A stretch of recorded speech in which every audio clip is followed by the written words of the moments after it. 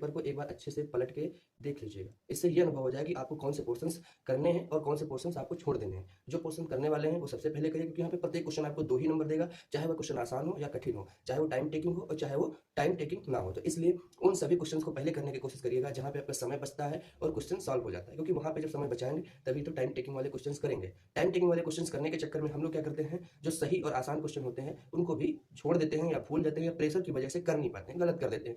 जय हिंद प्यारे साथियों। दोस्तों मैं विनय यादव आप लोगों का स्वागत करता हूं आपके अपने YouTube चैनल विनय यूपीवी पे।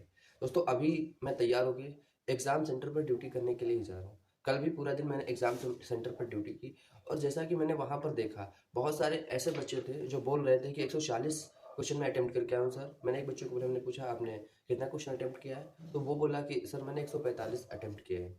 मैंने पूछा कि सही कितने हुए हैं, तो कहा कि सब सही है। फिर मैंने उससे 2-3 क्वेश्चन पूछे और फिर मुझे पता चल गया कि ये क्या करके आया है। तो ऐसे बहुत सारे आपको स्टूडेंट मिलेंगे, बहुत सारे ऐसे बच्चे मिलेंगे जो आपको डीमोटिवेट करेंगे, कि वो आपको इतना ज़्यादा स्कोर बता देंगे कि आप अपने आप में होपलेस हो जाएंगे। लेकिन जो सच में पढ़ने वाला बच्चा है, जो सच में अच्छी जिसने तैयारी की है, उसको सच में पता है कि पेपर का लेवल क्या था। पेपर इतना आसान नहीं था, पेपर इतना हार्ड भी नहीं था, पेपर इतना मॉडरेट भी नहीं। मतलब पेपर पूरी तरह से अगर ये देखा जाए तो आसान, मॉडरेट, हार्ड तीनों का मिक्सअप था, ये समझ लीजिए। तो चलिए आज के टॉपिक में आपको 3 चीज़ें बताऊंगा। एक कि पेपर का लेवल आज कैसा हो सकता है, और कल के हिसाब से आपने अगर जो भी क्वेश्चंस किए हैं तो आप कितने पर सेफ हैं, आपकी कट ऑफ कितनी रह सकती है, और साथ में कल का लेवल कैसा था। तो देखिए सबसे पहले हम कल के लेवल पे बात कर लेते हैं। कल का लेवल जो था तो लगभग हम मान के चल सकते 40-45% आपका जो पेपर था वह ईजी था, आसान था। और लगभग 40% ये मान के हम चल सकते हैं कि पेपर मध्यम था, यानी कि मॉडरेट था। और 15% अगर हम मान के चलें तो आपका पेपर जो था हार्ड था, यानी कि कठिन था। तो इस हिसाब से जिस भी बच्चे ने 110 क्वेश्चन के आसपास अटेम्प्ट किए हैं, वह समझ लीजिए एकदम उसका अच्छा अटेम्प्ट है। मतलब 110 क्वेश्चन उसके सही होने चाहिए। मेरे कहने का मतलब ये है, ये नहीं कि मतलब अब उसने 140 145 कर दिए और उसके सारे सही हैं, या फिर उसने 110 ही क्वेश्चन किए और उसके उसमें से 8 10 15 20 क्वेश्चन गलत हो गए, तो ये नहीं। अगर 110 क्वेश्चन आपके सही हैं तो आप समझ लीजिए एकदम बढ़िया जोन में, एकदम सेफ जोन में। लेकिन अगर हम बात करें कट ऑफ की, तो देखिए मेल कैटेगरी की जो कट ऑफ है कल के पेपर के हिसाब से, जो मेल कैटेगरी की कट ऑफ जा सकती है यूआर यानी कि जनरल की कट ऑफ अगर आपके 200 से 210 नंबर आपके बन रहे हैं, 200 से 210 नंबर बन रहे हैं, तो ये समझ लीजिए आप ठीक ठाक पोजीशन में हैं। क्योंकि देखिए अभी कल के ही पेपर हुए हैं और पेपर इतना आसान नहीं आ रहा था, क्योंकि देखिए बाहर बैठ के 240 नंबर उस पेपर में लाना आसान है, लेकिन एग्जाम सेंटर में बैठ के उस पेपर को सॉल्व करना, जहाँ पे रीजनिंग इतना ज़्यादा कैलकुलेटिव था, इतना ज़्यादा लेंदी था, एग्जाम सेंटर के प्रेशर को हैंडल करना, एग्जाम क्लास के प्रेशर को हैंडल करना बहुत ज़्यादा कठिन होता है, तो इतना आसान नहीं था।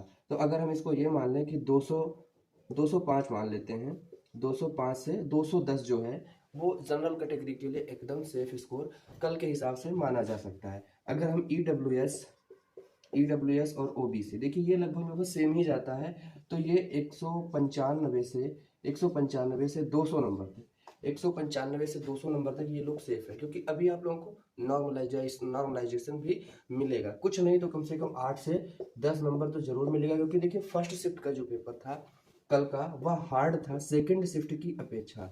फर्स्ट शिफ्ट का पेपर सेकंड शिफ्ट की अपेक्षा हार्ड था, ठीक है। तो इन लोगों के इतने नंबर होने चाहिए। अगर हम बात करें एससी और एसटी की, मेल कैंडिडेट एससी और एसटी, तो एससी का जो है वो 180 से लेके 195 90 ये इनका भी सेफ स्कोर रह सकता है। और एसटी जो है वह 170 से 180 नंबर तक मेल कैटेगरी, ये इनका सेफ स्कोर रह सकता है। अगर हम बात करें फीमेल की, तो फीमेल भी इसी कैटेगरी वाइज अपने 10-10 नंबर कम करते हुए रखें। जैसे यहाँ पे मैंने जनरल का बताया, मेल कैटेगरी 205 से 210, तो फीमेल अपना रख लें 190 के आसपास उनका सेफ स्कोर रह सकता है। वैसे तो फीमेल का एक ही कट ऑफ निकलता है क्योंकि इनका 36 आरक्षण होता है, लेकिन उसके बाद उनका कट ऑफ डाउन किया जाता है, हाई किया जाता है, कैसे किया जाता है वह अलग मैटर है। लेकिन फिर भी इन लोगों के 5-5 नंबर अगर ये लोग आपस में अपने कम करके चलते हैं तो भी इनके लिए सेफ स्कोर ये रहने वाला है। अगर हम बात करें आज क्या किया जा सकता है कि आज का पेपर कैसा रहेगा, तो देखिए आज का पेपर अब जो भी आएगा जैसा आएगा तो बात की बात है, लेकिन अगर उम्मीद की जाए तो कल के ही सेम पैटर्न पर रहेगा। हो सकता है कल से थोड़ा सा आसान है या थोड़ा सा टफ है, लेकिन बहुत ज़्यादा डिफरेंस नहीं रहेगा आज के पेपर में।